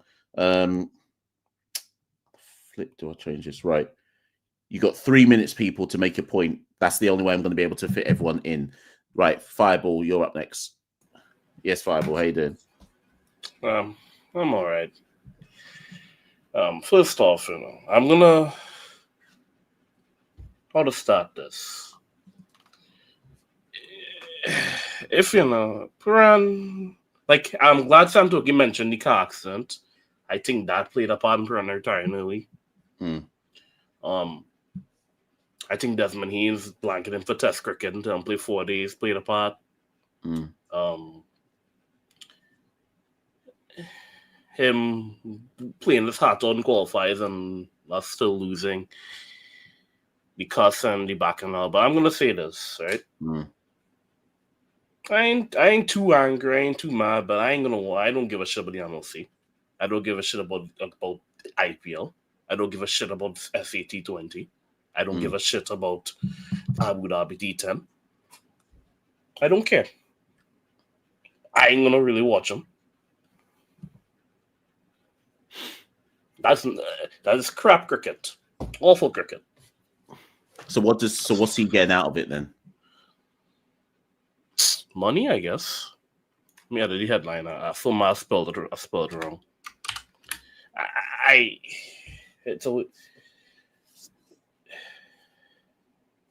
The only reason why the players won't do it is because Pooran is the only player that's good enough to do this. Well, that's the other question in my head. Because there will be more players, but is Pooran the only one at this point in time who is good enough to get all of them could do it, to be fair, Fireball. They could all right now, not all of them, but a lot of them. So let's take Shepherd, for example, could easily retire tomorrow and say, right, I'm out of West Indies cricket. And somebody would give him a deal. But the problem is Pooran's the only one who can retire right now and get the top tier deals. The rest of them might need to wait some time to be able to do that. Yeah. Akil is a spinner. Unless you're Narayan or of that level, you're not going to get picked as a spinner in IPL. So Akil, but he's in the 30s. He can retire. It won't be too shocking, but Akil's still probably stuck with us for a couple more years. Stuck with us, you know. Yeah. You say West Indies cricket is a punishment. People come in Ireland in the cool Sultan that they can't make a bag. Cool, that try this T20 to any man's field. Me had to go PSL. Of course, man, Sultan. Well, it is what it is. Listen, I said that I'm going to try. Hold on 1 second. I said that I'm going to try and keep everyone's points to 3 minutes. So it's your last 30 seconds to say something. I remember saying on a live stream here that cricket West Indies will just become a feeder league to the franchise league cricket. Like, so all the players we bringing up, like Joel Andrew raised up to the potential. The man could retire at 27, 28, and we stuck with the scraps. We'll be stuck with the players who are you're just not good enough. So tier 2 cricket, this Nicholas Pooran decision will be remembered as the start of our descent to genuine tier 2 or associate level cricket. Yeah, we'll have a bunch of tier 2 players, probably captained by George Silva. They probably give him back the captaincy, and we'll just meander in tier 2 because all the good. Boy, we rally all the same. We have to rally. That's all we can do. We have to rally. We just have to rally. Listen, Fireball, I'm going to go to the next call. Let's try fit everyone in. Yeah, man. Take care. All right, cool. Right, Sean Paul is up next, which must mean it's Bigfoot. Bigfoot, if it is you, 3 minutes and 3 minutes only. I'm going to try and get everybody in. So because I know lots of people were waiting. So I'm going to try and get them in. People like, share, subscribe if you haven't already done so. I don't know how many likes there have been on the show, but I do know that at one point we had 400 people in the live. So surely there must have been a significant number of likes. Share it, subscribe, etc. Right, Sean Paul, you're up next. Hey, Mark. Yes, how you doing? Hey, Mark, I'm good. I'm outside in the park, so I may be a bit noisy. Nevertheless, what a sad day it is. But in reality, it was coming from a long time. Yes. I won't say too long on this, but I expect to see Nicholas Pooran in the Major League Cricket tournament in the next month or two, whenever it is. Yeah. And basically going around playing franchise. As it relates to who's next to retire, I think we got two names to add to that list. Jason Holder, who could very well retire at the end of this England series or Ireland series, and even possibly Ravman Powell. Yeah, because Powell's been talking a lot recently about how he's not happy with this, how he's not happy with that. But the retirement, for me, the retirements are all dependent on what type of bag is it that people are trying to get. Only Pooran can get the Pooran type bag. So if they're looking at Pooran and going, I want some of that as well, that's cool, but you can't get the money that Pooran's getting. So it'll be very interesting to see what is the level of money that attracts someone to pull away from West Indies cricket. Okay, my second point for calling in is I've heard people saying that somebody like a Sheffield Waterford could be one of the persons that get a surprise inclusion in the test team come Australia series. What are your thoughts on that topic? No. Not no as in he can't do it, but I just don't see it happening. If you're asking me, can I see him playing a test match before the year is over? Possibly. But let me put it this way. I'd sooner expect Shafane Rutherford to retire from West Indies than play a test match. Funny enough, I think he just might because he never came up through West Indies system. Yeah, exactly. I think it was actually franchise that brought him back into the fold or topic of West Indies cricket. I mean, remember, Rutherford's career has only really just started now for the West Indies. He's been playing since 18 and barely played for the West Indies in that time. True. My other point now coming up is the ongoing series. We just lost the first match to Sri Lanka Emerging Talent. I actually saw 2 good bowling stints from Nathan Edwards, who took 6 for something, and Kelvin Pittman, who took 7 for 24 or 28. Those 2 bowlers, so far, they looked... I won't really cast them with the greats, but they look like they have the potential to come up under good guidance. I agree with that, actually. I like the look of Nathan Edward. Who was the other one, sorry? Did you say Kevin Pittman? Pittman. Yeah, Pittman. Pittman's definitely got pace and the height, and therefore gets a lot of lift in his deliveries. But again, you know, we kind of just have to see the development over time. But again, through the academy, if we can just get to nurture these players, who knows? But like I say, the game has now changed, Sean Paul, because with Pooran's announcement today, now we suddenly have to look at everyone and think, how long do we have any player now before they say, yeah, I'm done out, I'm finished, I'm not interested in this. So, but anyways, maybe we're overreacting. And y'all, thank you for having me on. Next person to retire might be Alzari Joseph. Have a good one, mate. That I don't see, but thank you for ringing in, Sean Paul. Much appreciated. Cool.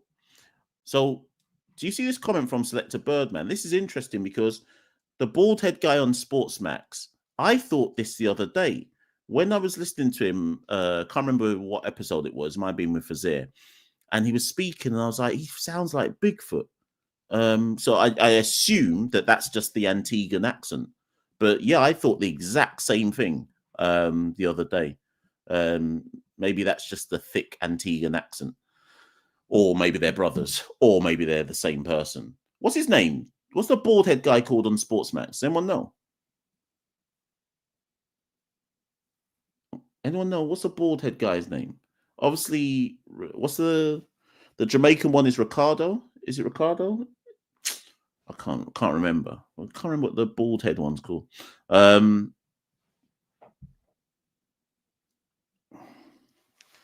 Right. Who's next? Panda. I can't read the rest of it. Is it depressive? Lance. Oh, his name's Lance. Donald.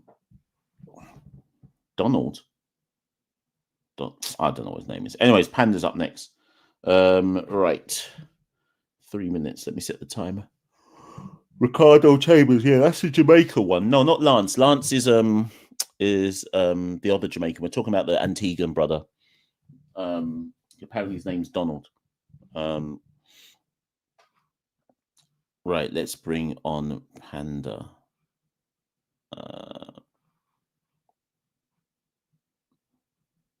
Right. Yes, Panda, how you doing? Hello? I think it's the first time I'm calling in and you didn't accuse me of being Bigfoot. I wasn't even going to call in today, you know. I DM'd TC earlier and said, you know what, I'm not going to call in. And then this news hit. And then the news dropped. And then the news dropped, yeah. So I'll try to be short, but I have some points. Mm-hmm. You mentioned Pooran could be a product of the generation. Yeah.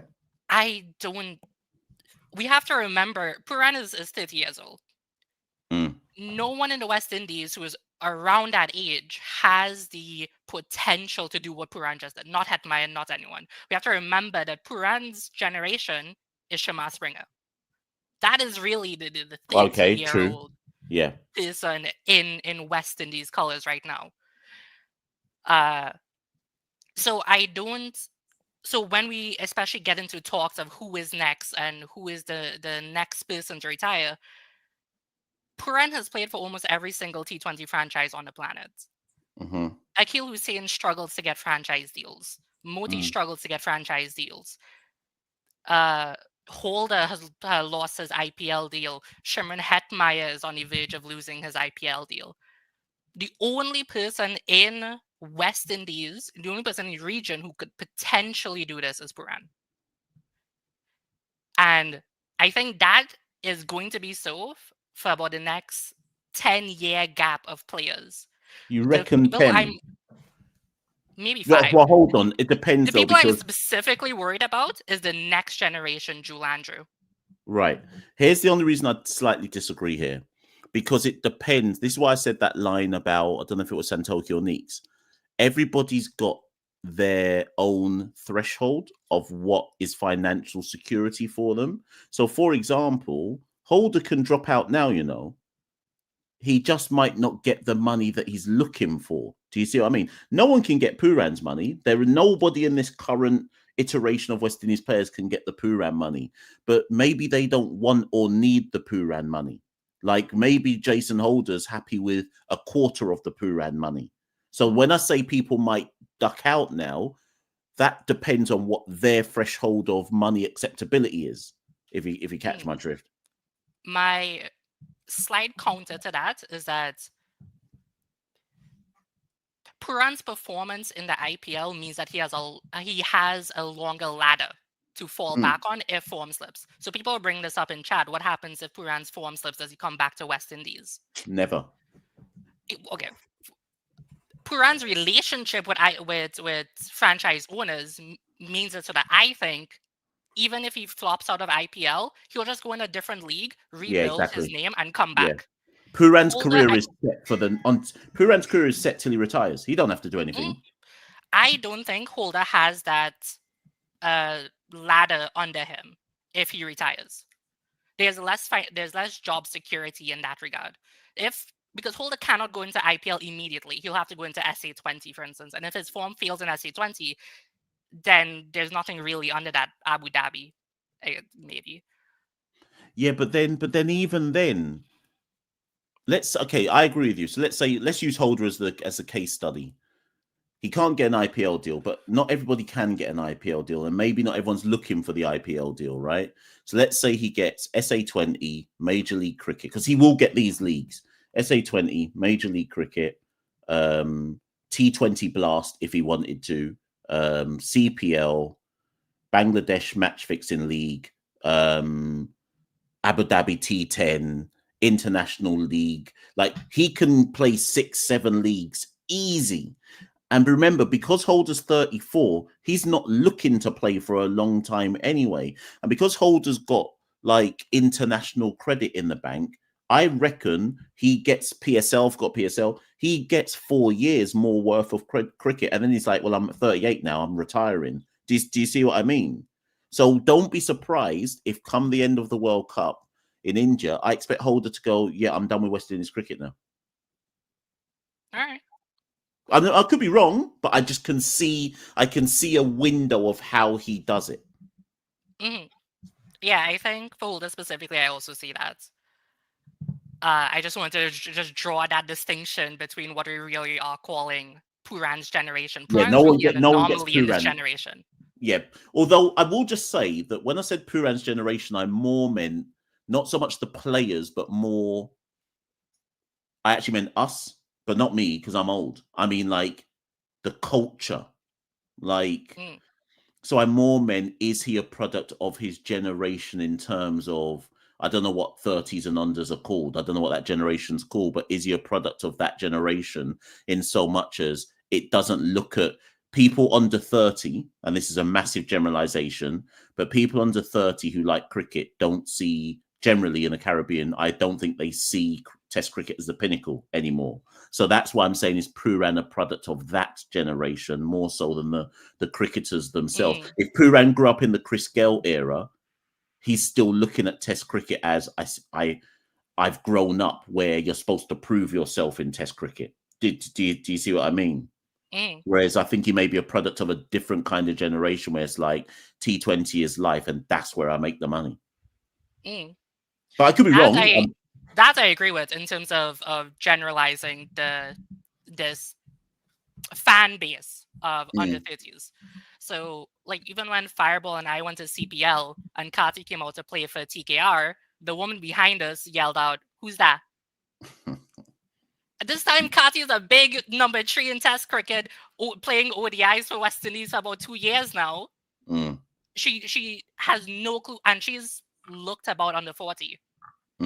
So if someone who can represent West Indies in a Test and ODI arena for several years, several months, and she doesn't know that, well, then yeah, I agree with your point in that regard.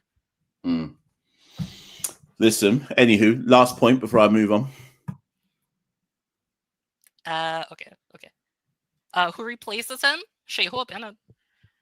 When Shea Hope became captain, we said Rovman Powell would have to be dropped for Shea Hope to come into the side, and then things get rearranged. Well, Pooran is no longer a question. Good point. Shea Hope stays in the T20 side because remember, Shea Hope was in a lock last year. Yes, we had to rejig the squad to get Shea Hope in, and Shea Hope only came into the World Cup when Man was injured. Sheo becomes a lock, obviously because he's captain. Rovman Powell now becomes a lock unless someone steps up in CPL. Yes, good point.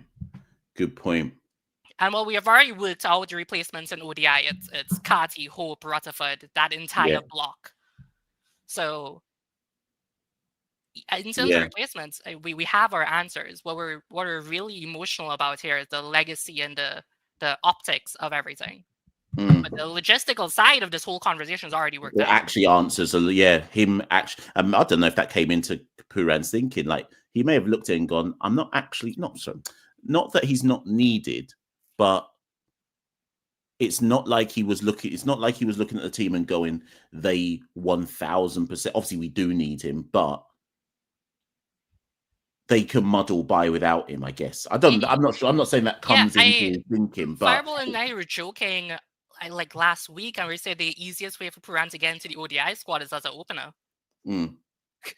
Just because that's the weakest part of the ODI squad now. Yeah. And even in T20s, as number 3, he was struggling. Okay, well, Shea Hope is in that spot now, and Shea Hope actually performs really well at number 3. So. Yeah, I hear that for sure. Listen, I've got how many more? 1, 2, 3. I've got 5 more people, so I'm gonna have to move on to get them on. All right, then, cool. It was fun. I'm gonna go cry now in the corner. Okay. Thank you for bringing it in. No problem. No problem. Oh, straight to Obama. I didn't even mean to do that so quickly. Obama, you're up. Or maybe you're not. Hi, Mash. Yeah, How you doing? I'm reeling in it. I'm suffering because our best T20 player is gone, so it hurts. But like Panda said, like we already have our replacements, so it's more of an optics type, emotional type thing. Because even we had this point where Carty's making runs and Rutherford making runs and Hope plays number 4, so it was like he didn't demand the place in the middle order, right? And then obviously we know Powell takes his place now. But anywho, but I'm actually curious to take on Panda's point of no other player can do what Pooran is doing. And I agree with that in the sense that no other player has the wow factor that Pooran has. Because remember, Pooran bats a 3, right? But he's so good, he's kind of like an anchor, but he's a fast anchor in the sense that he can find the boundary, play spin well. He's a 360 player. And essentially, he's good at rotating, striking, all of that, right? So he's kind of like an anchor, but he can also be, turn it up at the back end. So you name me another West Indian that can do that right now.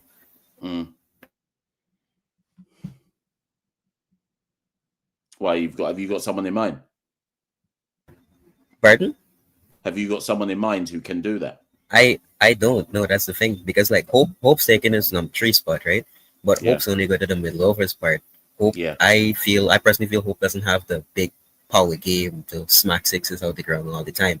Obviously, he's developed a power game, but it's not as good as Pooran, slapping sixes all over. So that, but anyway, the points I was going to raise, so I know I don't have a lot of time, but I have them written down here. So first things first, do we think there gets to a point where West Indians or even cricket players in general will start going either T20s or first class cricket? Genuine question. As in what domestically splitting, doing one or the other? Not necessarily domestically, probably test matches. Because look at it this way, right? If you can't break into the T20 circuit, and yes, there's a whole lot of T20 franchise leagues and double bag leagues and whatnot. But look at someone like Josh De Silva, right?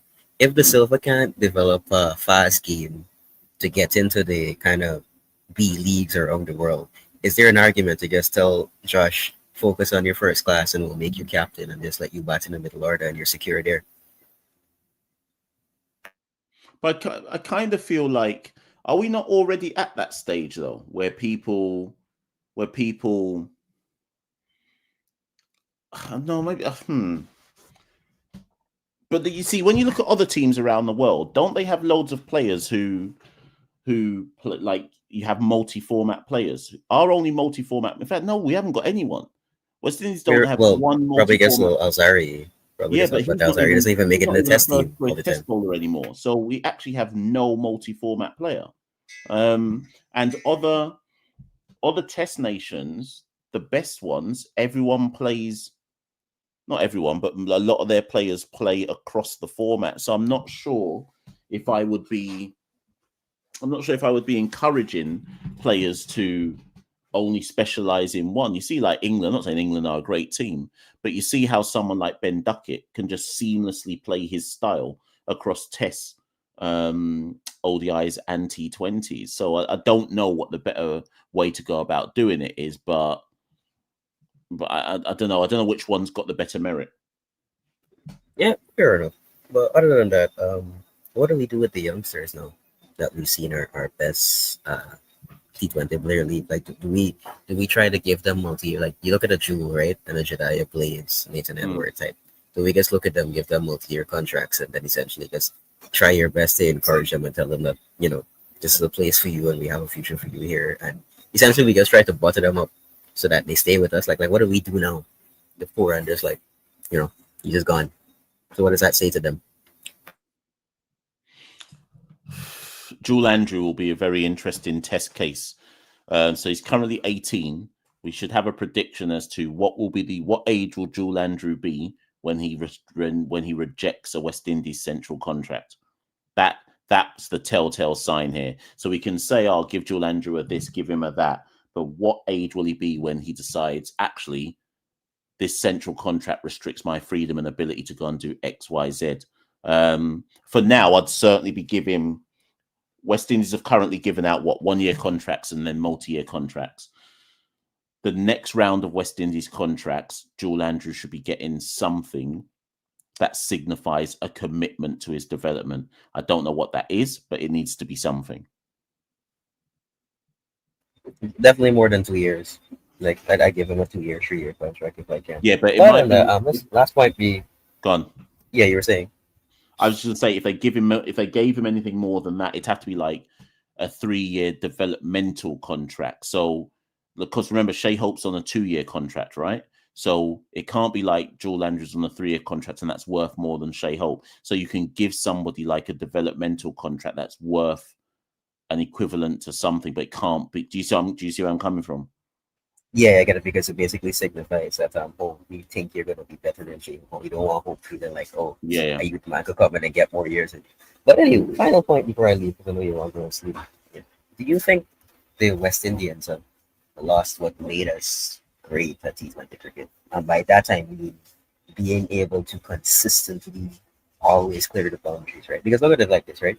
When T20 first came out, we had Pollard, we had Russell, we had men like them who could essentially Pollard could just tap the ball. Like we saw this happen in international cricket. My guy would literally, all he would do was tap it and it would go over for 6, right? And with Pollard, you always felt consistency in the sense that I remember a few years ago when Pollard came back to be captain, even though he was like, third of 5. Even when Pollard walked out, I always felt like we could win a game.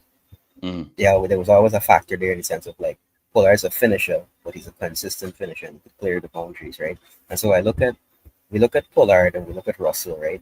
And compare them to like Rutherford and Hope and Powell now. Like, do you think we're losing that Powell factor that we once had?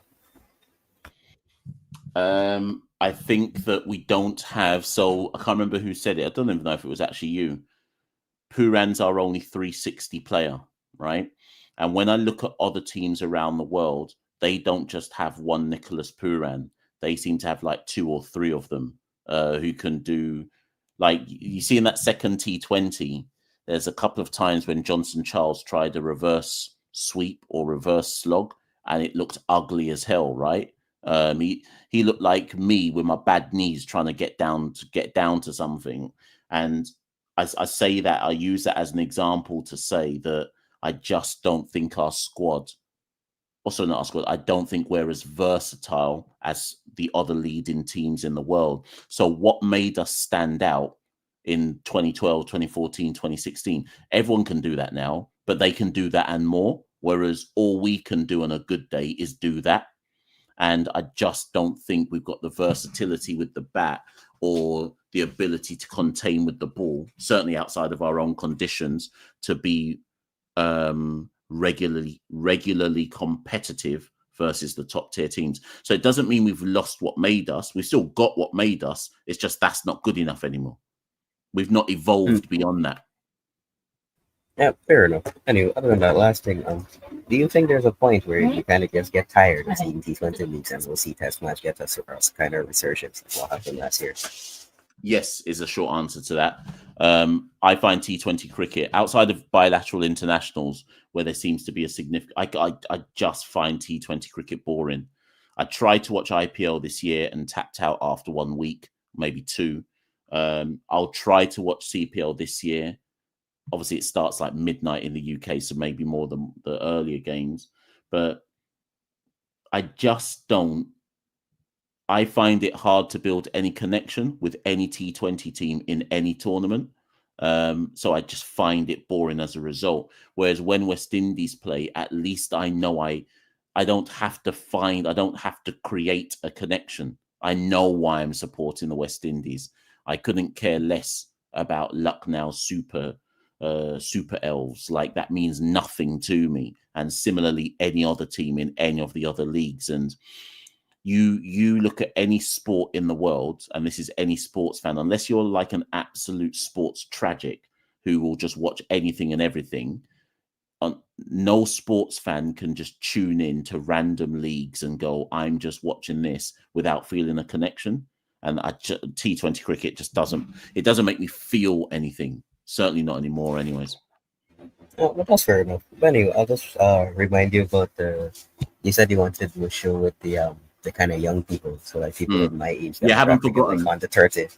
Yeah, that's coming. Yeah. But then Pooran decided to drop his news, so I'll have to go back to the drawing board on that one. Yeah. I'm just saying it because I think it will be interesting to look at other people like kind of a bit older than me, because I'm 16 now, right? And I look at it, and I look at people like the 30s, and I want to see what they think about West Indies cricket, because it kind of feels like we've lost that die-hard kind of I would do anything for West Indies cricket type thing.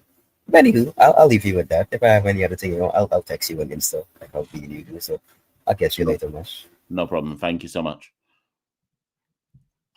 Right, so people, listen up, people. They're trying their best. There's 4 more people left in the call-in show. People, I can't lie to you. I don't think I can go on. My eye's twitching. You know when you get that thing when your eye starts twitching? And does anyone know what I'm talking about? You know, that eye twitching thing? I think I'm tired, people. And so I've got Cornwall's Fitness, Ian, Tyrese, and Stefan Poldu. Gents, possibly women, I think I have to go, you know. What are you lot saying in the comments? I know you lot will say Mash just finish off the last 4, but I'm actually tired. Like, I've been up since 5:30 in the morning. I think I have to go. I'm so tired.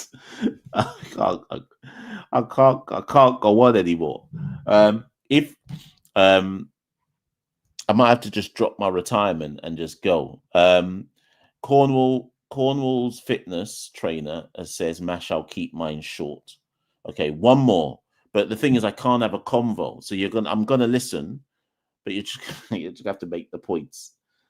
I've finally talked myself into the ground. Pishak says John Campbell is shit in Test cricket. That's come out of nowhere right there. Mr. LaRocque says you look burnt out. Yeah, I'm finished, cuz. It suddenly hit me that I'm absolutely finished. Like, you know, when a wave of fatigue just hits you. These times I was planning a lesson on what are the main principles of law that shape our society. Oh, God, I'm tired, cuzzy. Right. Okay, Cornwall's Fitness. I'm not talking. You can just talk. But I can't talk. Like, you just make your point and I'll just nod. You're on. Yeah, you can hear me, right? Yeah, I'm good. All right. There's maybe just one question at the end that I wanted to ask you, but I just want to say, like, down bad summer continues. Never a dull day in West Indies.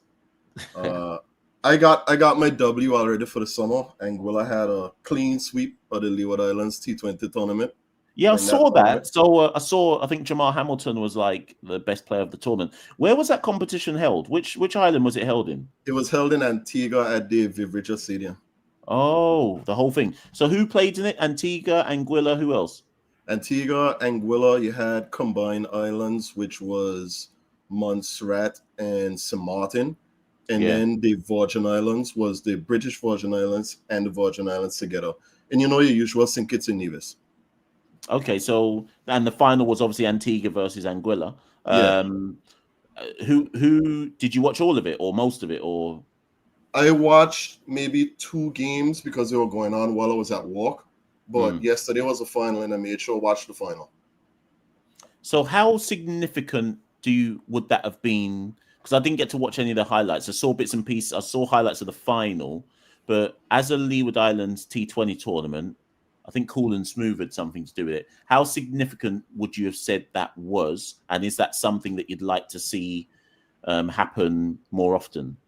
Well, I definitely would want to see it more often, especially if Anguilla go in again. Because look, Mash, you gotta understand like how serious it was for Anguilla, right? If you were watching that live on Facebook, like for every 20 comments you might have, like one Antiguan in the chat. It was just Anguillians in the chat the entire time. Look, this thing was so big, right? We had a holiday today, Anglican holiday, Whit Monday. Yeah. And when these men came in today, we had a motorcade for these men, Serious? We had big motorcade for these men for winning this tournament. Oh, snap. I didn't even realize it was that big. Yeah, that's how big it was for us. But Anguillians can find a reason to big up themselves and congratulate their own. So, yeah, we done had holiday already. So, yeah, motorcade from the ferry terminal. And just drive the whole team through the island. So who other than Jamar, who's the other standout players in the Anguilla team? The captain, who I was honestly surprised was not selected for the breakout league, and a lot of people were saying it as well. And to be fair, I can kind of understand it because he did have some games in the domestic season. I think it was the 4-day season, and that's Dimitri Adams. Yes. He was a captain for Anguilla. So he's a youth. I believe he's like 23 or 24 years old. But he captained the side. You had your usual. You had Chesney, Hughes. You had Jamar Hamilton. There was a guy that I wasn't even aware of who used to play for Anguilla. But it's not even to say like he's a professional cricketer. He's a police officer, and he was the leading wicket. He was tied with the leading wicket taker of the tournament. Right. Yeah, so he's a police officer as a day job and just plays like cricket on the side.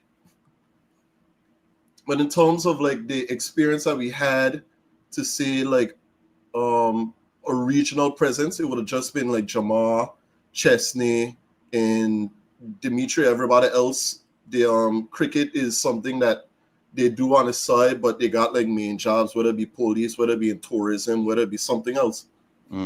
So would you expect, so when we next have a regional tournament, obviously we got CPL, that's slightly different. When we have Super 50, would you expect more Anguillans to be on a Leeward Islands team, or do you just expect it to still be Jamar and that's just it? Well, if anything, I would hope that the tournament is looking for Dimitri, because I knew Dimitri from since I was small. Dimitri been playing cricket from since he was a jit, from since he was like nothing. Dimitri, when I used to play cricket for the high school team, and Dimitri was in primary school and used to be playing hardball cricket with us, playing like against the high schoolers. That's how deep into the cricket Dimitri was from a young age. I don't remember if it's his uncle or if it's his father is the head coach for Anguilla as well. So Dimitri Adams for sure, along with Jamar and Chesney being one of the usual names that's called up. For sure, those three for sure at least. And there's also another player that I want to give mention to. I don't want to butcher his last name because he's a Guyanese last name, but his first name is Mark.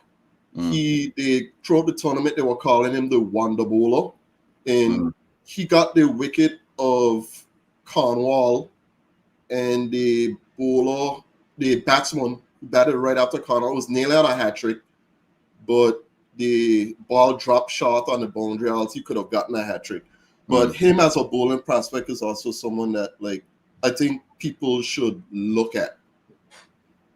Do you know what? I'm glad you, as much as I was nearly about to end the show, I'm glad it's ended on this, because I think what you've done with that call is just reminded people. We started the show off talking about Pooran's big news and what that means West Indies cricket, and we end the show with you talking about Anguilla. And I want people to understand that West Indies cricket is bigger than just the one superstar, you know. And I think it's important that you make that point, that this was a big thing for Anguilla, and just reminding everyone that there are so many different countries, nations, islands that make up West Indies cricket, and all the while there's those positive stories about Anguilla winning Leeward Islands T20 and the people having a motorcade for the winning team. Will always find there will always be a next Nicholas Pooran. We might still be down bad, but there'll always be a next Nicholas Pooran, and I think that's the best way to think about this. Right. The other thing that I wanted to bring up too, because I know that everybody would have been talking about Pooran. The only thing that I would have probably say about Pooran, you know, is the Trinidad probably looking out for other Trinidad. You see, remember the promotional art that they had for the West Indies A team with Joshua De Silva planted all over it, and then they had to remove it. Well, no, West Indies full of energy got Pooran right in the middle. They got to take that on too. I guess that's Pooran way of saying justice for Josh. Looking out for you, fellow Trinity, man. Ah, boy. Listen, I couldn't possibly comment on that. All I know is we're full of energy. That's all. That's all right. I know. And the last thing that I want to touch on is I'm very concerned because the weakest part of the ODI side was our bowling, and I'm starting to see that weakness now spread towards the T20 side, and I want to say to a lesser extent to the test side, because you know Seals is gonna be Seals. Seals is always gonna be star by. Shamar has fallen off a cliff in his form. Well, I have yet to see if he might gain some of it back for the test series. He's playing with the A team right now, and he's the only one out of the bowlers that I've seen so far getting clotted. Still hasn't gotten a wicket, and so it's like what I've heard you and Santoki say in terms of like we got to start looking as a unit towards the future and just like investing in the future. And I don't want to be that guy to say that like these men are like hopeless and that we just got to invest in the future.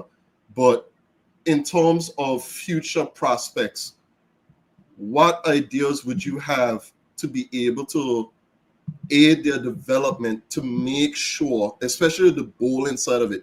Because, you know, they always say, you always hear everybody say that West Indies bat deep. They always bat deep and that kind of thing. But the solution to the problem of our bowling can't be that they bat deep, because half of the time, sure, they bat deep, they hit 1-6 and then they get out. Could the middle stump lick up? So what would you say would be, like, what would you do in terms of our future bowling prospects to like aid in their development so that their skills, their ability to take wickets, their ability to have like just the fundamentals to be able to be competitive in the world scene? What would your suggestions be to aid the team in that regard?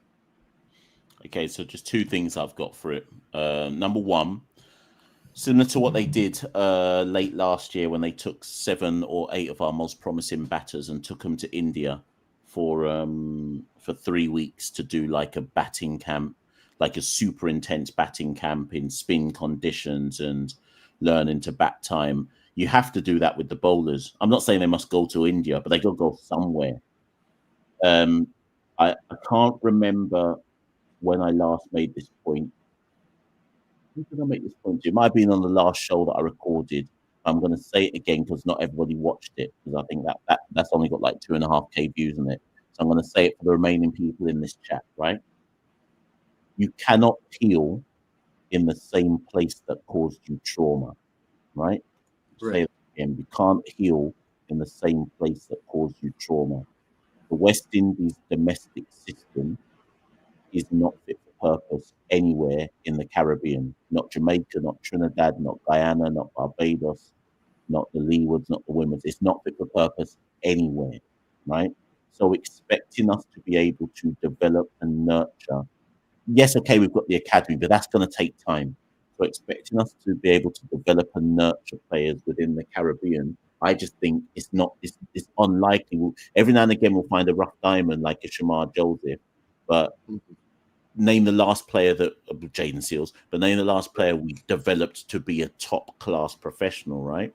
So my argument is what you then have to do is identify and find as many opportunities as you can to get whoever these talented players are out of the region, experiencing different conditions, different intensity, higher professionalism, and by doing that, you almost accelerate their development. It's massively intensive and it costs loads of money, but it's the only way to bypass the trauma, which is our domestic system.